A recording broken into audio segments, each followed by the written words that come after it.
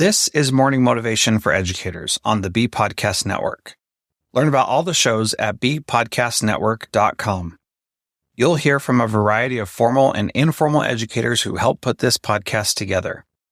If you'd like to contribute your voice to this show, please go to morningmotivationedu.com to apply. Welcome to Morning Motivation for Educators. I'm Danielle Nuhfer, a former teacher who knows firsthand how exhausting and overwhelming this work can be.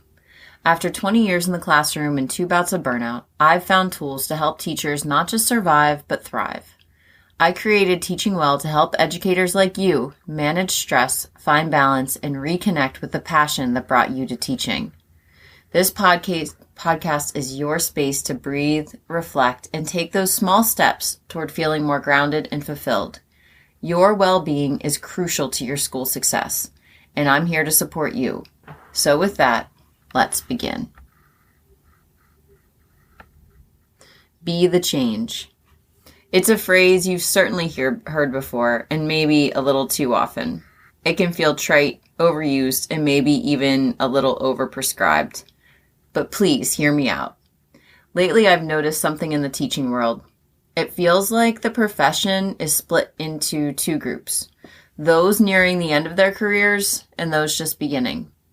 The in-betweeners, they're a little harder to find. And the reasons behind this gap are complex. But here's the thing. It doesn't really matter why. What matters is what we do about it. Because the bottom line is this.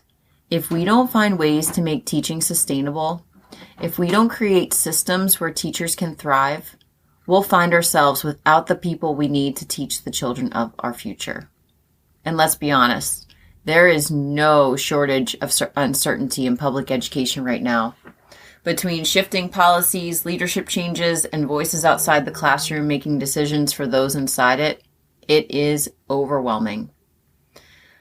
To be quite honest, it feels like a lot of noise. So I'll say it again. I'll shout it from the rooftops, just like I've been saying for over a decade. We must be the change. But what does that actually look like? Sometimes it means closing your door and focusing on the work with your students, knowing that what happens in your classroom is where your energy is best spent.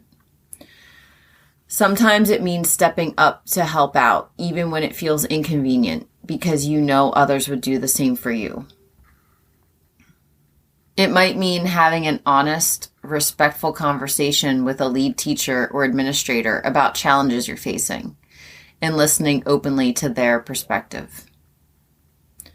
Or maybe it's letting yourself vent to a trusted colleague, but then pulling yourself back together to give your best to the students walking through your door the very next period. Being the change might mean offering to mentor a new teacher. And if you're new, it might mean being open to the suggestions given to you by a mentor. And actually and truly listening to someone who's been doing this work, perhaps even longer than you've been alive. For those who've been teaching for years, being the change could mean learning from the new ideas and perspectives of someone just starting out. There's really always something new to consider. Remaining teachable is one of the greatest gifts we can offer our students. But let's be clear. Being the change doesn't mean you have to overhaul this entire system overnight, or even that you need to do that at all.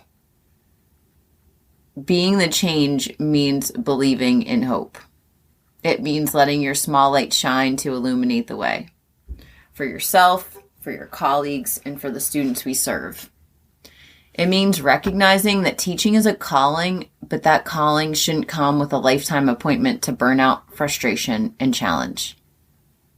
Take time to reflect, to elevate your thinking, to reset when needed.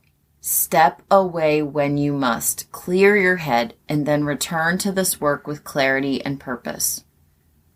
That practice alone of stepping back, reflecting, and then moving forward can transform how you approach your teaching and your life.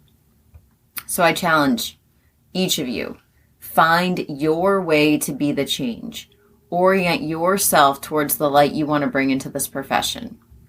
We're here for a reason. Each of us has been called to these spaces of education to do meaningful work. Let's not settle into the roles of martyrs or victims. Instead, define what being the change means for you and live it. Let's be the change, one small action at a time. Thanks for joining me today. If you're ready to dive deeper into your well-being, check out my book, The Path of the Mindful Teacher, or join the monthly Teaching Well with Mindfulness sessions to reconnect and recharge. Find links for these and other ways we can work together in the show notes and at teachingwell.life. Remember, caring for yourself is the best way to care for your students. Thanks for listening. And whatever role you have in education, we have a podcast for you at bpodcastnetwork.com.